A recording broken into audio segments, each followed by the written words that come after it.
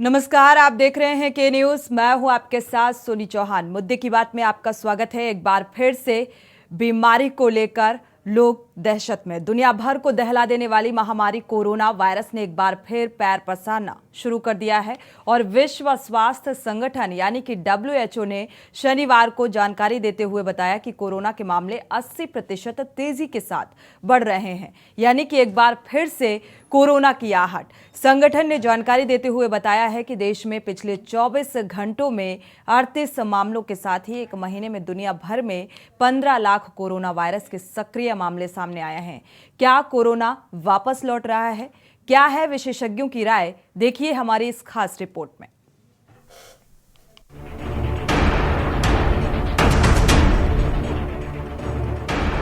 इसको इतना वो करके कुछ खाने नहीं देते। बड़ा है इंसान, बड़ा है।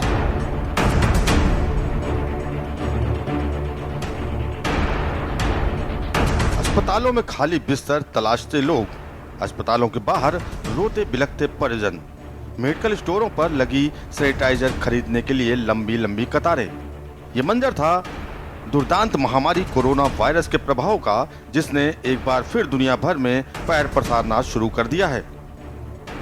बीते शनिवार को WHO ने जानकारी देते हुए बताया कि कोरोना के मामले 80% तेजी के साथ बढ़ रहे हैं। साथ ही जानकारी देते हुए बताया कि देश में पिछले 24 घंटों में 38 मामलों के साथ ही एक महीने में दुनिया भर में 15 लाख कोरोना वायरस के सक्रिय मामले सामने आए हैं। लंबे समय तक कोविड से पीड़ित रहे व्यक्ति के 10 मिनट खड़े रहने के बाद उसके पैर नीले पड़ने का भी एक असामान्य मामला सामने आया है।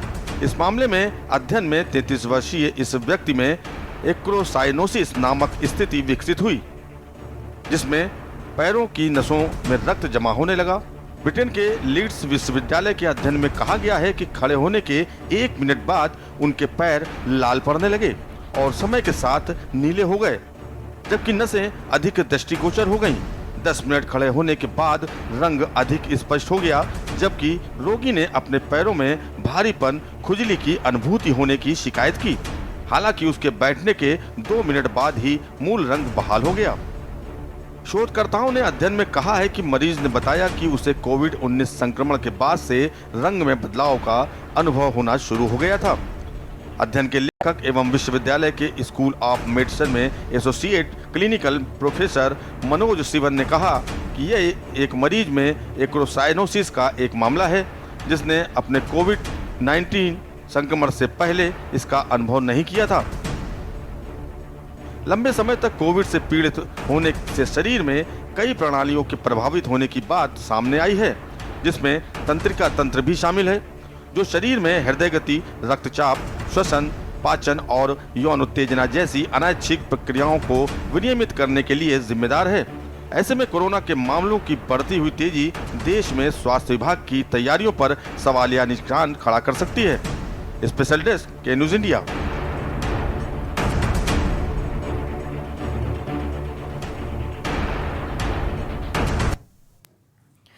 तो चुनौती स्वास्थ्य महकमे के सामने भी है। जिस तरीके से WHO की रिपोर्ट सामने आई है और जाहिर सी बात है कोरोना का दंश दुनिया ने जिस तरीके से झेला और एक बार फिर से उसकी दस्तक, या यूं कहें कि जो WHO की रिपोर्ट सामने आई है उसकी आहट ने हैरान कर दिया है और एक बार फिर से हर एक व्यक्ति के जहन में ये डर पैदा कर दिया है कि क्या फिर से एक बार कोरोना का दंश झेलना पड़ जाएगा। और इसके लिए हमारा स्वास्थ्य महकमा कितना तैयार है, क्योंकि मौसम में उतार चढ़ाव, बदलाव देखने को मिलता है और लगातार जो आम जनमानस है वो बीमारियों से ग्रसित हो जाता है और ऐसे में समय रहते उचित इलाज कई बार नहीं मिल पाता है। तो अब एक बार फिर से कोरोना की दस्तक से हम कितना तैयार हैं, स्वास्थ्य महकमा कितना तैयार है, ये वाकई एक बड़ा सवाल है, क्योंकि WHO की रिपोर्ट सामने आई है। 80% इजाफा देखा गया है मामलों में।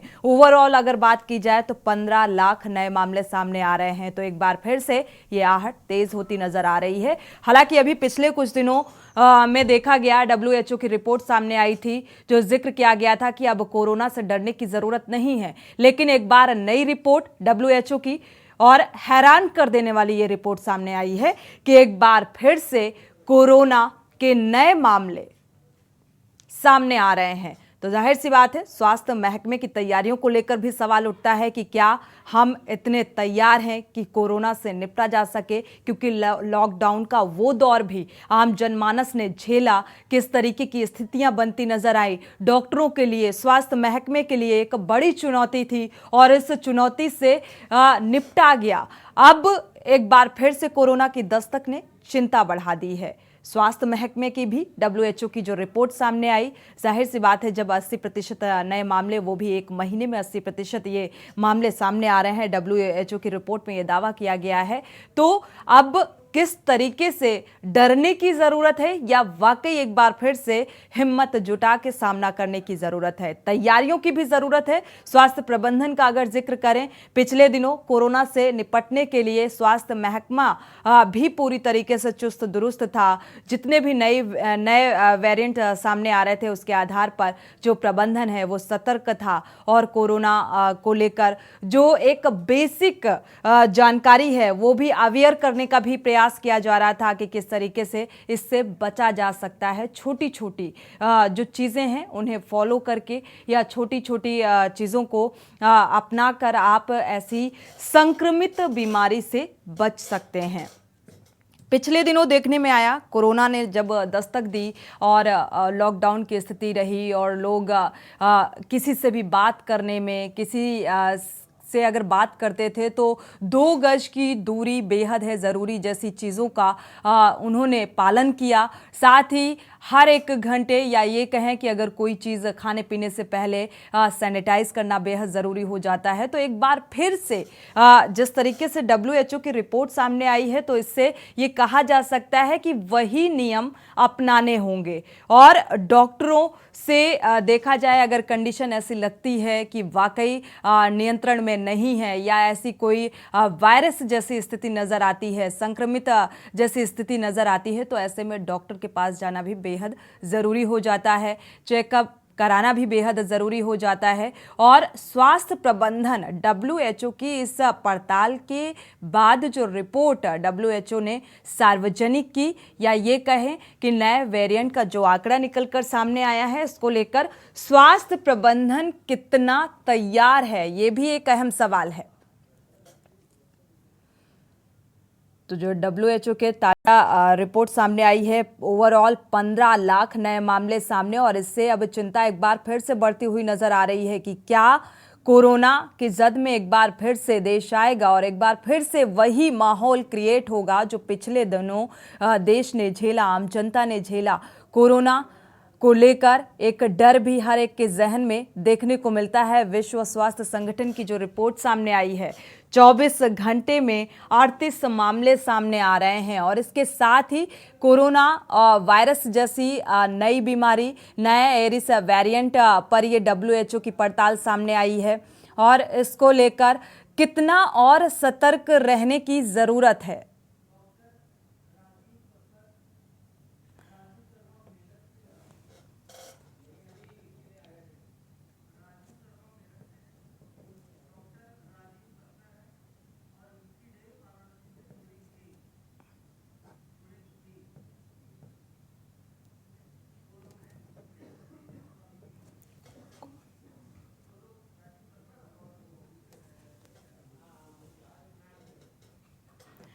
और हमारे साथ इसी पर चर्चा करने के लिए डॉक्टर का पैनल भी मौजूद है। Chest specialist doctor Rajeev Kakkar ji हमारे साथ मौजूद हैं। स्वागत है आपका इस चर्चा में शामिल होने के लिए। साथ ही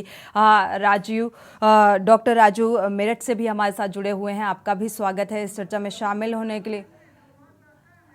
मेरठ से संवाददाता, माफ कीजिएगा, राजू संवाददाता जुड़े हुए हैं। सबसे पहले राजीव कक्कड़ का रुख कर लेते हैं। डॉक्टर राजीव कक्कड़, अगर देखा जाए एक बार फिर से WHO की जो रिपोर्ट सामने आई है वो बेहद चौंकाने वाली रिपोर्ट सामने आई है, तो ऐसे में एक बार फिर से हर एक व्यक्ति के जहन में वो डर सताने लगा है कि कोरोना की जद में हम फिर से आ जाएंगे और इसको लेकर WHO की रिपोर्ट को लेकर आप क्या कहेंगे?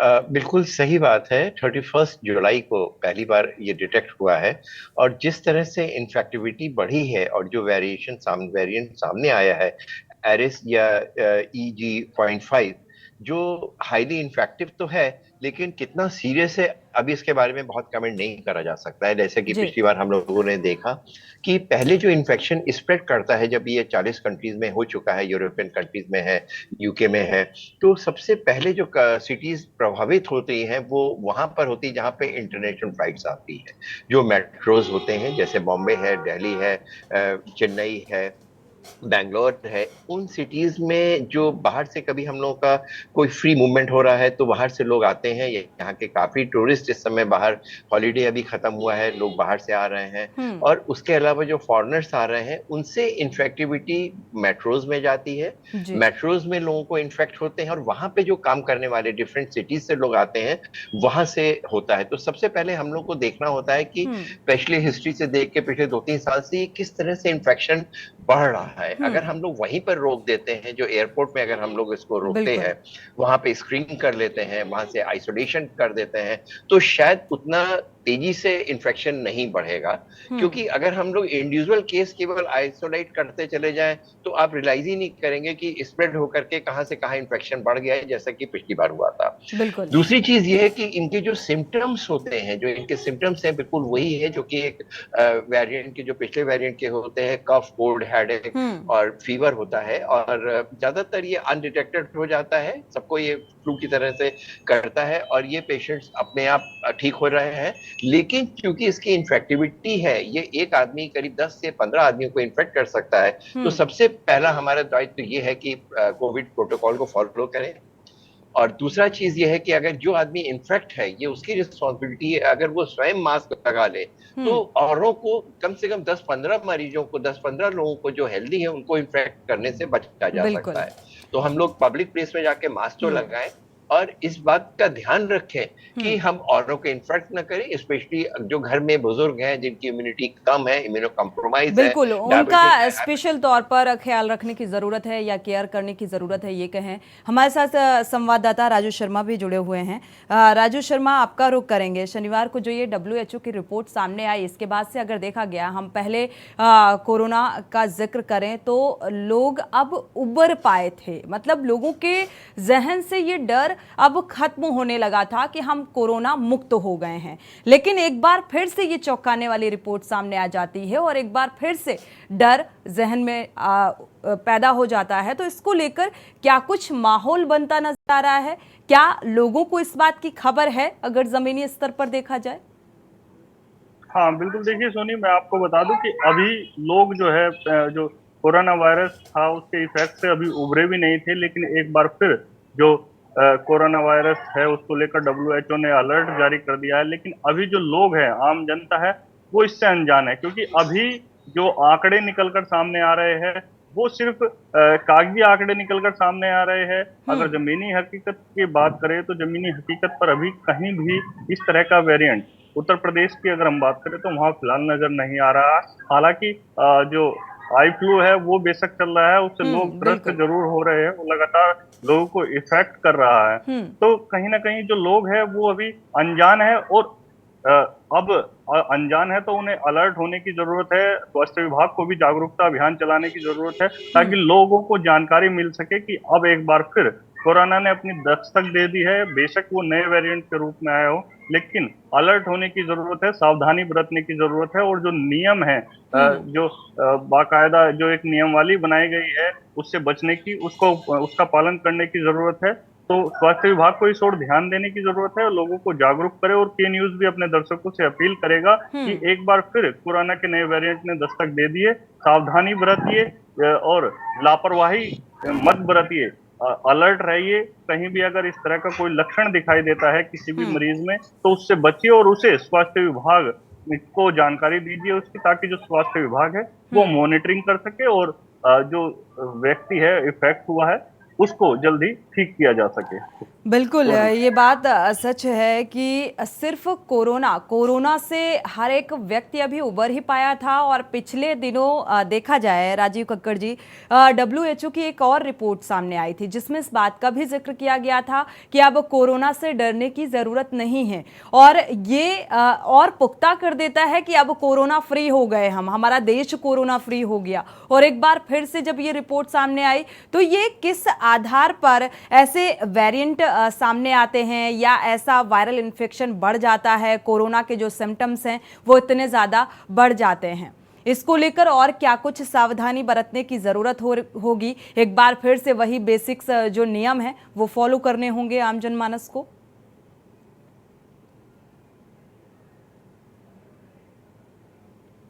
राजीव जी, आपको आवाज मिल पा रही है? अच्छा, हाँ बिल्कुल, बिल्कुल सही कहा आपने कि जो इस समय जो हम लोग का वेरिएंट आया है, ये वेरिएंट एक मतलब एक फ्लू वायरस है। और जो अभी आजकल केसेस आ रहे हैं, हम लोगों ने जब टेस्ट ही नहीं करा तो अभी ये आइडेंटिफाई नहीं कर सकते हैं कि ये वेरिएंट एरिस है कि ये नॉर्मल फ्लू है। इसको डिफरेंशिएट करना आम इन्फेक्शन से डिफिकल्ट है।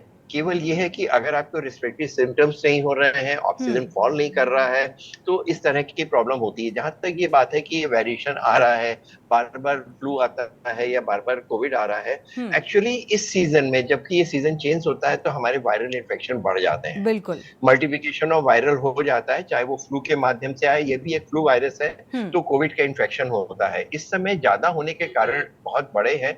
उसका कारण है ये बढ़ती हुई गर्मी और एकदम से रेंज हो जाना और टेम्परेचर का फॉल करना।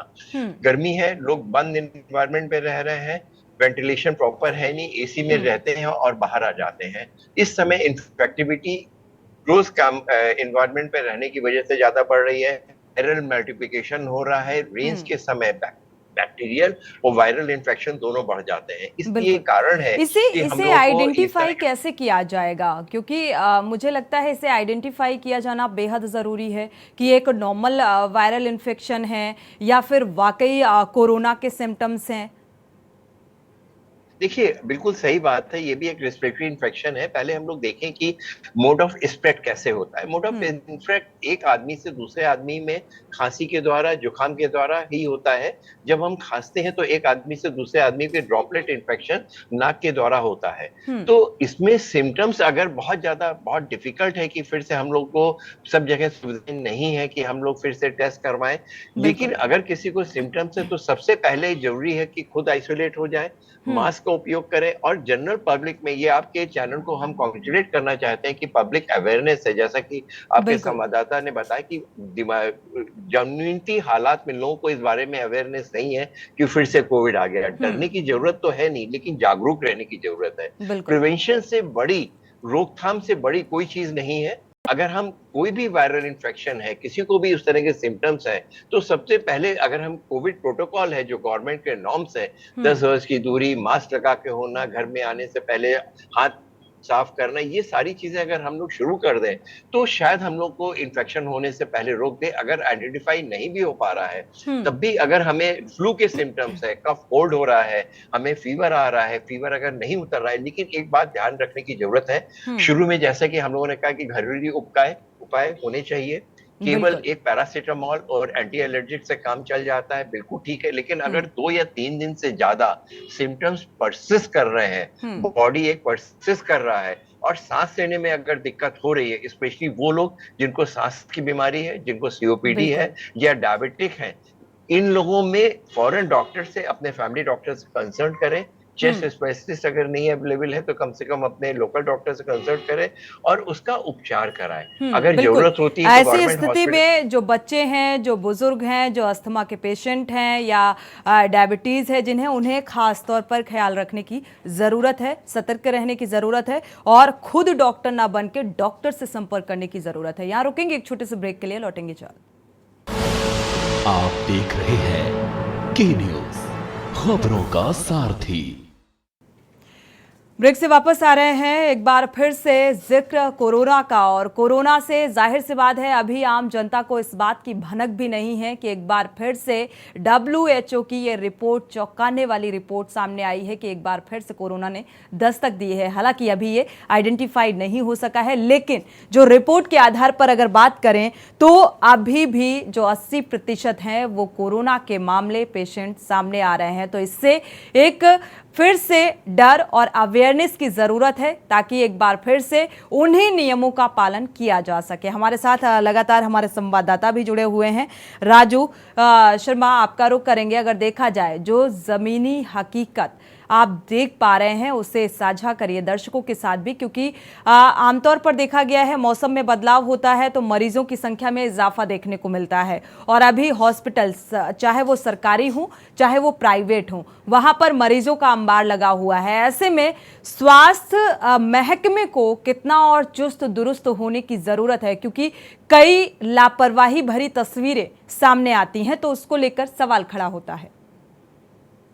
हाँ बिल्कुल, देखिए सोनी, आपने बिल्कुल सही कहा कि लापरवाही की तस्वीरें सामने आती रहती है और स्वास्थ्य विभाग पर जो सवाल है वो खड़े होते रहते हैं, क्योंकि जब मौसमी जो बीमारी है, मौसम जब आता है, सर्दी हो चाहे गर्मी हो, तो बीमारियों का आना लाजमी है। और यही अब भी हो रहा है। जैसे ही गर्मी आई, गर्मी के दौरान बारिश आई और बारिश से जो टेम्परेचर है वो थोड़ा उतार चढ़ाव उसमें हुआ तो बीमारियां बढ़नी शुरू हो गई, चाहे फीवर की बीमारी हो या आई फ्लू की बीमारी हो या अन्य सर्दी जुकाम, इस तरह की जो बीमारियां है वो मौसमी बीमारी कहलाती है और वो आती है। उससे जो मरीज है, लोग है, वो इफेक्ट होते हैं और जो स्वास्थ्य विभाग है उस पर कहीं ना कहीं इससे प्रेशर पड़ता है। मरीजों की जो संख्या है वो अस्पतालों में बढ़ जाती है, तो इससे कहीं ना कहीं लापरवाही भी देखने को मिलती है। अस्पतालों में स्वास्थ्य विभाग का जो ढुलमुल रवैया है वो भी सामने आता है।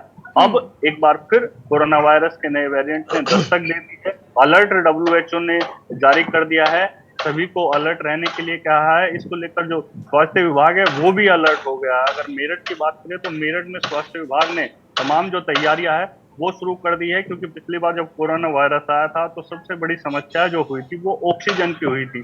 ऑक्सीजन को लेकर मारामारी मची थी। कई लोगों ने ऑक्सीजन ना मिलने की वजह से अपनी जान भी दे दी थी और बड़ी समस्याएं जो है वो उत्पन्न हुई थी। तो ऑक्सीजन प्लांटों की स्थापना अलग अलग अस्पतालों में की गई थी, वो मेरठ में फिलहाल सुचारू है। जो ऑक्सीजन प्लांट लगाए गए थे उनका बाकायदा निरीक्षण भी मेरठ के जो जिम्मेदार अधिकारी है, चाहे स्वास्थ्य विभाग के जो CMO है उनकी बात हो, मेरठ DM की बात हो, वो लगातार मंथली वाइज इन ऑक्सीजन प्लांटों का भी निरीक्षण करते हैं, अस्पतालों का भी निरीक्षण करते हैं और देखते हैं कि वहाँ क्या खामियां हैं, उसका भी दिशा निर्देश जाकर उसको दूर करने का प्रयास किया जाता है। अभी बीते दिनों मेरठ में जो डिप्टी CM है ब्रजेश पाठक, उन्होंने भी जो है दौरा किया था, तो अस्पतालों का निरीक्षण उस दौरान किया गया था। तो कुछ छोटी मोटी कमियां मिली थी, खामियां मिली थी, उन्हें दूर करने का दिशा निर्देश अधिकारियों को दिया गया था। तो मेरठ में जो स्वास्थ्य विभाग है वो अलर्ट है।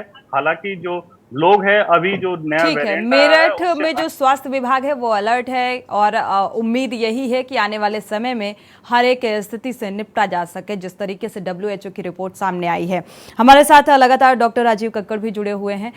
राजीव जी, आपका रुख करेंगे। अगर देखा जाए, कहते हैं डॉक्टर को भगवान का दर्जा दिया गया है, लेकिन कई बार जब लापरवाही भरी तस्वीर सामने आती है तो स्वास्थ्य महकमे की कार्यप्रणाली को लेकर सवालिया निशान खड़ा लगता है या खड़ा होता है। कई सवाल ऐसे खड़े होते हैं लापरवाही को देखते हुए। अब एक बार फिर से, क्योंकि कोरोना की उस स्थिति से हमारे डॉक्टर्स जो हैं, स्वास्थ्य प्रबंधन जो है वो दो चार हो चुका है और मुझे लगता है आने वाले समय में ऐसी स्थितियां अब उत्पन्न नहीं होंगी जो पिछले लॉकडाउन के दौरान या कोरोना के बढ़ते मरीजों को देखते हुए देखने को मिली थी। जैसा कि हमारे संवाददाता ने भी बताया कि ऑक्सीजन की कमी भारी मात्रा में देखने को मिली थी और डॉक्टरों के काम को सराहा भी गया था।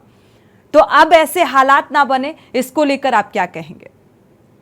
बिल्कुल आपकी बात सही है, लेकिन पिछली बार जैसे देखा था कि गवर्नमेंट का जिस तरह से प्लानिंग हुई थी, कितने कम समय में वैक्सीन का होना, ऑक्सीजन या जो सारा जो स्वास्थ्य विभाग को ट्यूनअप करना, 80% केसेस जो थे वो गवर्नमेंट हॉस्पिटल के द्वारा मैनेज करे गए थे। और इस बात में कोई दो राय नहीं। हमने कानपुर देखा, लखनऊ देखा और आसपास में जो और हमारे मित्र हैं उनसे बात करी और हफ्ते में 1 या 2 बार हमारे इंडिया के बाहर भी बात होती थी लोगों से, अपने जो कोलीग्स है US में या यूरोप में बात होती थी। तो उन लोगों ने सबने अप्रिशिएट करा कि जिस तरह इंडिया की पॉपुलेशन है और जिस कम समय में इन्होंने मैनेज करा है वो एक बहुत सराहनीय है। और ये बात सही है, जितने नंबर ऑफ केसेस होते हैं सब लोग स्वस्थ नहीं हुए, काफी कैजुअलिटीज भी हुई। लेकिन यहाँ पे कानपुर की बात है तो यहाँ पे अभी स्वास्थ्य विभाग सजग है गवर्नमेंट हॉस्पिटल में तैयारियां हैं और ऐसा लगता नहीं है कि अब इस बार ऑक्सीजन की कोई डेफिशिएंसी हुई थी। शुरू में एक फेज में थोड़ा सा हुआ था, लेकिन बाद में एडमिनिस्ट्रेशन ने उनको पूरा कर दिया। जो यहाँ के सीएमओ हैं, जो गवर्नमेंट हॉस्पिटल के डॉक्टर्स हैं, जिस तरह लास्ट टाइम उन्होंने दिन रात 24 घंटे हो करके काम करा था गवर्नमेंट हॉस्पिटल के डॉक्टर्स से या बिल्कुल प्राइवेट तैयारी बेहद जरूरी होती है, लेकिन चलते चलते आपसे ये जानना चाहेंगे राजीव जी कि आखिर वायरल इन्फेक्शन में इतना इजाफा और एक बार फिर से कोरोना का वापस लौटना, इसकी क्या वजह? देखिए, वायरल इन्फेक्शन हमेशा से आता रहा है, चाहे वो दूसरे हो, डेंगू हो, चिकनगुनिया हो या और वायरल इन्फेक्शन है, ये आते जाते रहते हैं। ये हमारे एक लाइफ का एक वो पैटर्न है। दूसरी बात, आपकी बात सही है कि इधर ऐसा क्या हो गया है कि इन्फेक्शन रेट इतनी बढ़ गई है। वो कारण स्वयं हम हैं, हमारी लाइफ स्टाइल है, हमारे रहने का ढंग है। ये सारी चीजें हैं जो हमारी इम्यूनिटी को कम करती है। कुछ चीजें अगर हम ध्यान करें, अपने 8 घंटे की नींद, हमारे खान पान में हम लोग जो खाना खाते हैं वो जंक फूड के ऊपर हो गया है। हमारा समय कम है। कंट्री प्रोग्रेस कर रहा है, लेकिन प्रोग्रेस के साथ में हमारे पास टाइम का है, हम अपनी हेल्थ का ध्यान नहीं रख पाते हैं। बिल्कुल, हेल्थ का ध्यान रखने की जरूरत है और अपने लाइफस्टाइल में थोड़ा बदलाव करने की जरूरत है ताकि ऐसे इन्फेक्शंस से बचा जा सके और छोटी छोटी चीजों का ध्यान रखने की जरूरत है। शुक्रिया, समय इजाजत नहीं देता कि चर्चा को आगे बढ़ाएं। आप सभी मेहमानों का शुक्रिया। राजू शर्मा, आपका भी जानकारी साझा करने के लिए बहुत बहुत शुक्रिया। लेकिन एक बार फिर से WHO की रिपोर्ट जो चौंकाने वाली आई है, वो वाकई डर तो पैदा करती ही है, लेकिन डर के साथ साथ अवेयरनेस भी होना जरूरी है। जो हम अपनी जिस तरीके से अवेयरनेस को लेकर हम अपनी जिम्मेदारी निभा रहे हैं, उसी तरह स्वास्थ्य महकमों को भी अपनी जिम्मेदारी निभानी होगी। इसी के साथ मुद्दे की बात में फिलहाल बस इतना ही। आगे खबरों के लिए आप देखते रहिए K News India।